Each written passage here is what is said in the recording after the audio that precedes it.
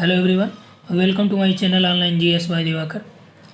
इस वीडियो में हम लोग एग्रीकल्चर ज्योग्राफी का लेक्चर नंबर 5 देखेंगे, जिसमें हम लोग क्रॉपिंग पैटर्न यानी कि शस्य प्रतिरूप या फसल प्रतिरूप या फसली प्रारूप क्रॉपिंग पैटर्न्स को डिस्कस करने वाले हैं, जिसमें हम लोग क्रॉपिंग पैटर्न क्या है उससे संबंधित कुछ जो फार्मूला है, सूत्र है, उसको देखेंगे और उसके प्रकारों को भी यहाँ पे हम लोग डिस्कस करेंगे। उसके प्रभावित करने वाले कारकों को भी देखेंगे। तो सस्य प्रारूप या प्रतिरूप क्या है कि इसमें क्या होता है कि एक विशेष समय पर, एक निश्चित समय पर विभिन्न फसलों के अधीन जो आनुपातिक क्षेत्र प्रदेश के फसल प्रतिरूप होते हैं उसी को यह सूचित करता है। फसल प्रारूप क्या करता है कि किसी निश्चित समय पर किसी विशेष क्षेत्र में जो बोई गई फसल है उसमें अलग अलग फसलों का कितना कितना अनुपात है क्षेत्र के हिसाब से, इन सभी का पता फसल प्रतिरूप या क्रॉपिंग पैटर्न से लगाया जाता है। ठीक, फसल प्रतिरूप या शस्य प्रतिरूप की जो अवधारणा है यह परिवर्तनशील है, क्योंकि इसमें समय और स्थान के साथ साथ इसकी अवधारणा भी बदलती रहती है। बदलती रहती का मतलब कि फसल प्रतिरूप बदलता रहता है। जैसे मान लीजिए जो एग्रीकल्चर लैंड है, यहाँ पे अच्छी खासी एग्रीकल्चर लैंड है और यहीं बगल में आपका ये मान लीजिए कोई ऐसा रीजन है जो, तो ये अवधारणा इसीलिए कहा जाता है कि परिवर्तनशील है, क्योंकि समय और स्थान के साथ साथ ये बदलती रहती है। क्योंकि जहाँ पे आपका कृषि योग्य भूमि अधिकतर है वहाँ पे समय के साथ जो क्रॉपिंग पैटर्न है वो और उसकी इंटेंसिटी और बढ़ती जाती है, और जहाँ पे एग्रीकल्चर लैंड कम है यानी कृषि योग्य भूमि कम है वहाँ पे जो एग्रीकल्चर पैटर्न है, क्रॉपिंग पैटर्न है वो कम देखा जाता है। ठीक, नेक्स्ट है कि फसलों के प्रारूप को प्रदेश की क्या क्या दशाएं प्रभावित करती हैं किसी रीजन की। तो वहाँ पे आपका जो क्लाइमेटिक कंडीशंस हैं यानी जलवायु दशाएं हैं, भौतिक पर्यावरण में ही आ जाता है। ठीक, जलवायु आ गया और आपका मृदा आ गया, जलवायु, मृदा, जल, भू आकृतियाँ, ये सभी भौतिक पर्यावरण में ही शामिल हो जाती हैं। तो फसल के प्रारूप को भौतिक दशा, सामाजिक, आर्थिक, राजनीतिक आदि दशाएं प्रभावित करती हैं। भौतिक दशा कैसे या भौतिक पर्यावरण कैसे कि मृदा कैसी है, क्लाइमेटिक कंडीशंस कैसे हैं और वहाँ की मिट्टियाँ कैसी हैं, ये तो वही गया। जल की उपलब्धता क्या है, इन सभी के आधार पे फसलों का प्रारूप उस किसी रीजन का निर्धारित होता है। साथ ही साथ उस रीजन का जो फार्मर है या किसान है, खेती करने वाला, क्या वो सामाजिक आर्थिक रूप से मजबूत है, राजनीतिक रूप से उसकी क्या दशा है, या उस क्षेत्र की राजनीतिक रूप से क्या दशा है, ये सभी निर्भर करता है। ठीक, फसलों के प्रारूप के निर्धारण के लिए। अगला है पॉइंट जो कि फसली प्रारूप भिन्न भिन्न प्रदेशों में भिन्न भिन्न स्वरूप रखता है। जैसे आप अलग अलग प्रदेशों में देखेंगे जो फसलों का प्रतिरूप है अलग अलग दिखेगा। जैसे आप हरियाणा और पंजाब राज्यों की बात करें तो वहाँ के जो किसान हैं वो धनी भी हैं और वहाँ पे जो क्रॉपिंग पैटर्न है वो अलग है अपेक्षाकृत यूपी के, बिहार के, छत्तीसगढ़ के, झारखंड के, मध्य प्रदेश के। ठीक, हालांकि जो प्रोडक्शन देखा जाए तो टोटल प्रोडक्शन में भले अन्य राज्य ज़्यादा हैं, जैसे गेहूं के उत्पादन में या आपका चावल के कुल उत्पादन की बात करें तो, लेकिन जो पर हेक्टेयर प्रोडक्टिविटी है, उत्पादकता है, उसमें पंजाब और हरियाणा ही नंबर 1 पे हैं। तो यहाँ से आप देख सकते हैं उनका जो फसल प्रारूप है वो अलग रखता है, क्योंकि अलग प्रदेशों या प्रदेशों के साथ साथ आपने देखा अभी कि सामाजिक आर्थिक स्थिति भी निर्भर करती है। तो जो पंजाब के किसान हैं, हरियाणा के किसान हैं, उनकी सामाजिक और आर्थिक स्थिति यूपी के और बिहार के किसानों की अपेक्षा अच्छी होती है। ठीक, क्योंकि उनके पास जो जोत होते हैं या खेत होते हैं वो उसका आकार बड़ा होता है। ठीक, और जो नई नई आप देखते हैं मशीनें आती हैं या जो भी नए नए फर्टिलाइजर्स आते हैं उसका सबसे पहले उपयोग कौन करता है? पंजाब और हरियाणा के किसान करते हैं। भिन्न भिन्न प्रदेशों में भिन्न भिन्न स्वरूप रखता है, क्योंकि यह धरातल की प्रकृति, ढाल, तापक्रम, वर्षा की मात्रा, विश्वसनीयता, मिट्टी का स्वभाव, जल की उपलब्धता आदि पर निर्भर करता है। क्या निर्भर करता है? फसलों का प्रारूप। एग्जाम्पल के तौर पे यहाँ पे देखिए, आप देख सकते हैं कि यदि आप राजस्थान का एरिया ले लीजिए, राजस्थान के कम वर्षा वाले क्षेत्रों में किसान प्रायः क्या उत्पन्न करता है? वहाँ पे आप देखते हैं ज्वार, बाजरा, इन सब की खेती बड़े स्तरों पे होती है, क्योंकि वो कम जल ग्रहण करने वाले फसलें होती हैं, उनको कम जल की आवश्यकता पड़ती है। जबकि असम की जो ब्रह्मपुत्र नदी की घाटी है, वहाँ पे कैसी उपज होती है? चावल प्रधान उपज होती है। तो आपने देखा कि क्षेत्र बदला, प्रदेश बदला, तो क्या हो गया? फसल का प्रारूप भी बदल गया। यहाँ पे आपका असम की ब्रह्मपुत्र घाटी में चावल की खेती की गई, जबकि राजस्थान में क्या हो गया? आपका बाजरा की खेती हो रही है, सरसों की खेती हो रही है, गेहूँ की हो रही है। जबकि राजस्थान में चावल की खेती उतनी बृहद स्तरों पे या उतनी प्रोडक्टिविटी के साथ नहीं की जा सकती है जितना कि आपका ब्रह्मपुत्र घाटी में है। इसी तरह से आप महाराष्ट्र और गुजरात का एग्जाम्पल भी ले सकते हैं। वहाँ पे जो काली मिट्टी का क्षेत्र है, वो कपास हेतु बहुत ही उपयुक्त क्षेत्र माना जाता है।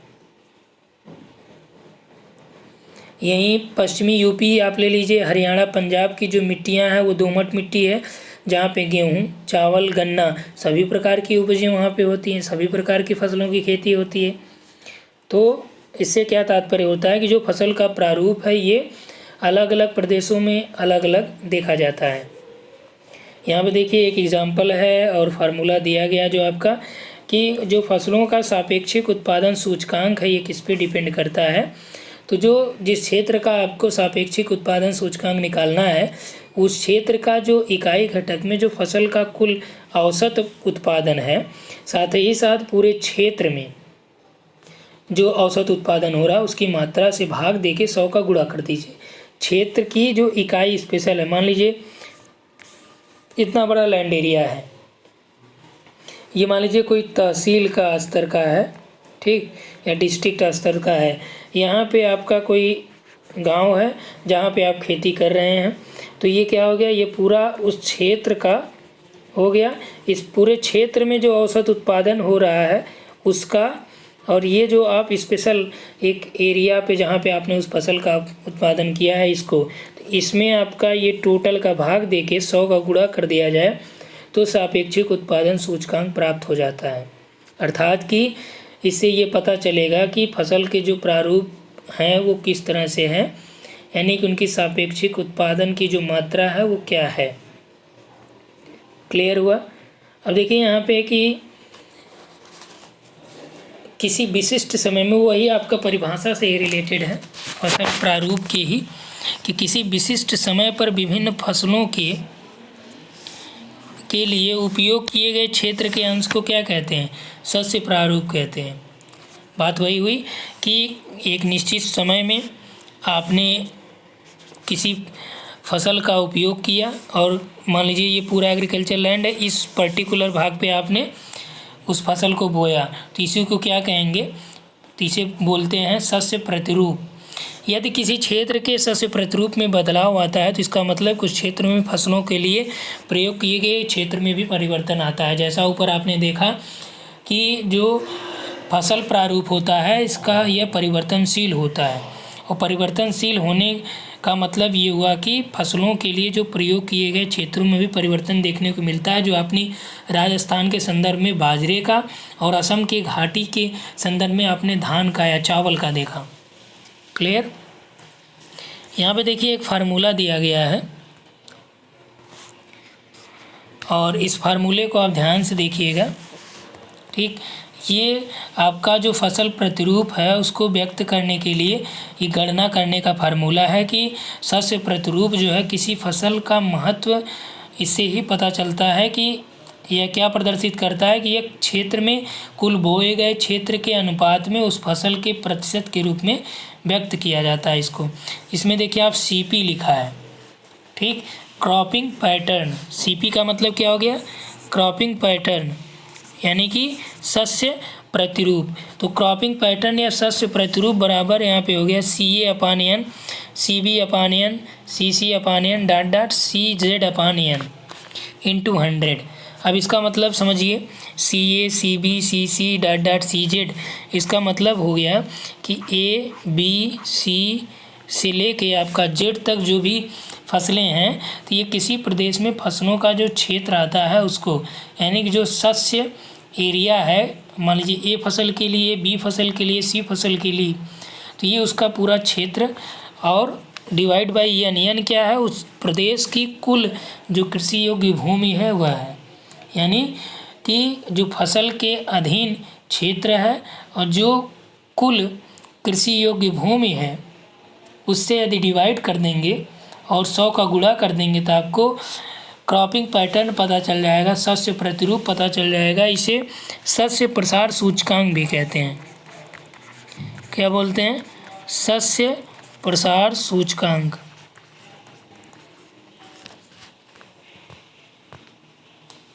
क्लियर हुआ? अब यहाँ पे देखिए, शस्य प्रतिरूप को प्रभावित करने वाले कारक कौन कौन से हैं? तो आपका भौगोलिक कारक, आर्थिक कारक, राजनीतिक कारक, यहीं पे एक सामाजिक कारक भी कर लीजिए। ठीक, क्योंकि यह भी आपका फसलों के प्रतिरूप को प्रभावित करता है।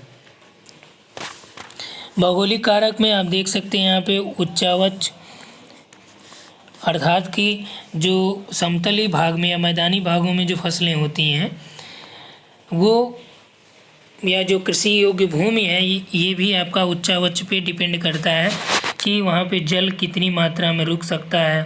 ठीक, फसल खराब होगी कि नहीं होगी, वहाँ पे किस प्रकार का फसल लगाया, जैसे ढाल यदि है पहाड़ों का, ठीक, यहाँ पे खेती का कौन सा पैटर्न आएगा? सीढ़ीदार।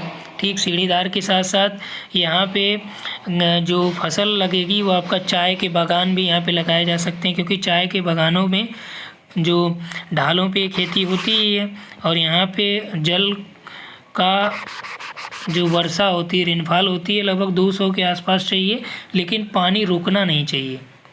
ठीक, तो आपने देखा कि उच्चावच भी प्रभावित करता है। मृदा की बात करें हम लोग, तो मिट्टी भी फसल प्रतिरूप को प्रभावित करती है, क्योंकि जो आपका उपजाऊ मिट्टी हो गई, या मान लीजिए काली मिट्टी का जो क्षेत्र है वहाँ पे क्या होगा, आपका कपास ज़्यादातर इसका प्रोडक्शन देखा जाएगा।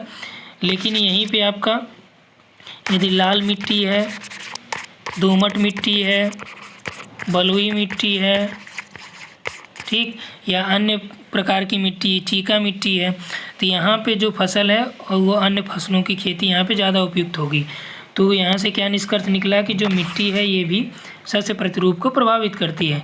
जलवायु भी प्रभावित करती है, क्योंकि शीत ऋतु में अलग जो फसलें हैं उसका प्रोडक्शन होता है, ग्रीष्म ऋतु में अलग होता है। ठीक, टेम्परेचर की बात करें तो अलग अलग फसलों के लिए अलग अलग टेम्परेचर की आवश्यकता होती है, तो ये क्लाइमेटिक कंडीशंस में आ जाता है। रेनफॉल भी आ जाएगा, क्योंकि अधिक वर्षा वाली फसलें अलग होती हैं। जैसे आपका चावल है, ये इसमें जल की ज़्यादा आवश्यकता पड़ती है, या जो धान है, तो इसमें देखिए वर्षा, आपका अधिक वर्षा वाली जो फसलें होती हैं 150 से अधिक जहाँ पे रेनफॉल होता है वहाँ पे ये उगाई जाती हैं। मध्यम वर्षा वाली 75 से लेके 150 सेंटीमीटर रेनफॉल होती है, और न्यून वर्षा वाले क्षेत्रों में आपका 25 से लेके 75 तक रेनफॉल होता है। ठीक, तो अधिक वर्षा वाले क्षेत्रों की बात करेंगे तो वहाँ पे रोपण कृषि अपनाई जाती है। चावल सबसे ज़्यादा यहाँ पे देखा जाता है, चावल की ऑटोनॉमी यहाँ पे होती है, यानी कि आप एकल फसल के रूप में यहाँ पे चावल कर सकते हैं। ये सबसे ज़्यादा जल की आवश्यकता इसी को होती है। दूसरा जो है ये मध्यम वर्षा वाले क्षेत्र हैं, इसमें 75 से लेके 150 सेंटीमीटर तक वर्षा होती है, और यहाँ पे जो आपका फसल आती हैं, मक्का हो गया, सोयाबीन हो गया, ठीक, मक्का है, सोयाबीन है, कपास है, ये सभी इसमें आते हैं। और यहीं यदि आप तिलहन फसलों को भी इसके अंतर्गत शामिल कर सकते हैं, दलहन को भी कर सकते हैं। जो निम्न वर्षा वाले जो फसलें हैं इसमें आपका दालें वगैरह ज़्यादा आ जाती हैं, दलहन के क्षेत्र ज़्यादा आते हैं। ज्वार आता है, बाजरा है, गेहूं की कृषि भी इसमें होती है, क्योंकि गेहूं की कृषि यहाँ पे शीतकाल में होती है। ठीक, आर्थिक जो कारक हैं, आर्थिक कारकों पे नंबर 1 आपका सिंचाई है। ठीक, आर्थिक कारक का मतलब कि यदि हम लोग देखें तो सिंचाई कृषि क्षेत्र में सबसे महत्वपूर्ण कारक मानी जाती है, क्योंकि जो सूखे और कम सूखे वाले इलाके हैं वहाँ पे सिंचाई का विशेष महत्व होता है। और यही महत्वों की वजह से ही आपका जो हरित क्रांति है ये पंजाब और हरियाणा आदि राज्यों में ज़्यादा उपयोगी हुई, क्योंकि जो पूर्वांचल के किसान हैं उनके पास एक स्पेशल हैंडपम्प नहीं हो जो ट्यूबवेल वगैरह होते हैं वो व्यक्तिगत रूप से नहीं होते हैं, ये किसी और पे डिपेंड करते हैं, क्योंकि इसमें ज़्यादा खर्च आते हैं एक ट्यूबवेल लगाने के लिए।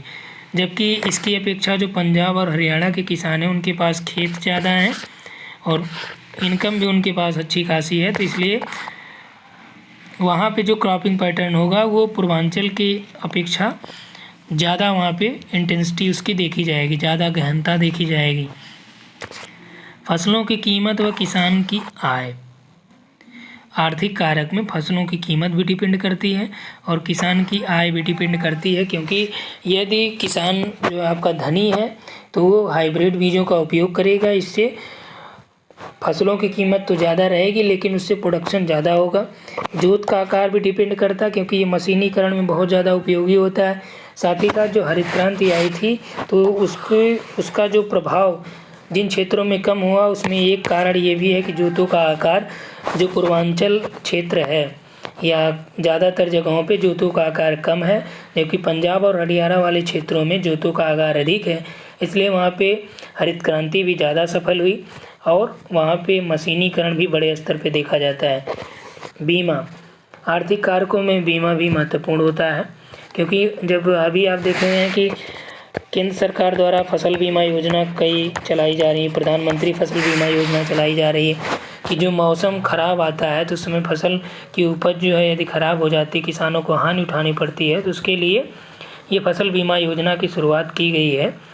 हालांकि ये अभी उतने निम्न स्तर पे कारगर तो नहीं है, क्योंकि जो आम किसान है उसको इन चीज़ों से अनजान है और उसे ना तो जानकारी और ना ही इसका लाभ उठा पाता है। तो सरकार को ये चाहिए कि निम्न स्तर पे, स्थानीय स्तर पे विभिन्न प्रकार की योजना समितियों को बना के जो भारत सरकार की योजना है उसको क्रियान्वयन की गति प्रदान करें, तभी ये संभव हो सकता है कि जो उच्च स्तर पे यानी केंद्र सरकार द्वारा जितनी भी योजनाएं चलाई गई उसका निम्न स्तर पे पालन होगा। और यदि इस स्तर पे हो पाया, स्थानीय स्तर पे हो पाया, तो जाहिर सी बात है भारत की जो किसान है या भारत की जो छवि है कि यह कृषि प्रदेश या कृषि प्रधान देश है, वह उस छवि से धीरे धीरे उभरेगा। ठीक, अगला है निवेश।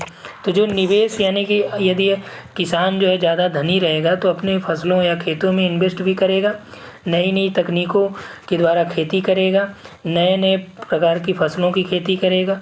ठीक, बागवानी या वाणिज्यिक कृषि करेगा। जबकि जो गरीब किसान है वो क्या करेगा, जीवन निर्वाह कृषि करेगा कि भाई अपने खाने के लिए पहले प्रोडक्शन कर लो, उसके बाद देखा जाएगा, बेचने के लिए करेंगे।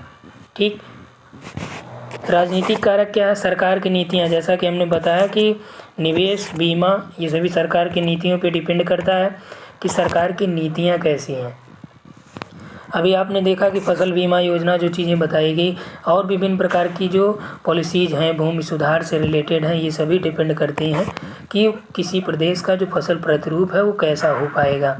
सब्सिडी, जो बीज खरीदे जाते हैं, जो सीड से किसान लेता है उसमें सब्सिडी कितनी दी जा रही है, उर्वरकों पे सब्सिडी कैसी है। ठीक, यदि उर्वरकों पे सब्सिडी ज़्यादा दी जाएगी या जो हाइब्रिड बीज है उस पर सब्सिडी मिलेगी तो जो आम किसान है वो भी नए नए जो हाइब्रिड बीज है उसका उपयोग अपने खेतों में कर पाएगा और ज़्यादा प्रोडक्शन कर पाएगा। मंडियों से सीधा संपर्क। अब देखिए अभी जो आपका कृषि कानून आया है जिसका विरोध हो रहा है, तो उसमें यही समस्या है कि जो यहाँ पे मंडी है, मंडी को ख़त्म करके और उसमें ये किया जा रहा है कि जो बड़ी बड़ी कंपनियां हैं वो डायरेक्ट जो है किसानों से खरीदेंगी, किसानों के यहाँ जाके खरीदेंगी। तो इसमें कई कमियां भी हैं। हालांकि जो फ़ायदे गिनाए गए हैं, कुछ फ़ायदे भी हैं, कुछ नुकसान भी हैं, लेकिन नुकसान में ये है कि आपका जो टोटली प्राइवेट हो जाएगा, यानी निजी हाथों में चला जाएगा, जहाँ पे मंडियों में निर्धारित लोगों के द्वारा होता था, जो फसलों का होता था। यहाँ पे मंडियों का क्या है कि मंडियों से सीधा संपर्क करने की बात की गई है, जबकि अभी जो नए एग्रीकल्चर एक्ट आए हैं, अधिनियम आए हैं, उसमें ये नहीं है। ठीक, इसी को ख़त्म किया गया, यानी मंडियों को ख़त्म कर दिया गया उसमें। राइट, तो इसमें हम लोगों ने देखा कि जो क्रॉपिंग पैटर्न है उसको कंप्लीट यहाँ पे डिस्कस कर लिया है। अब नेक्स्ट में हम लोग देखेंगे जो फसल संयोजन है उसके बारे में, जिसमें रफ़ीउल्लाह डोई और वीवर की कुछ मेथड्स हैं उसको डिस्कस करेंगे। ठीक, थैंक्स फॉर वॉचिंग।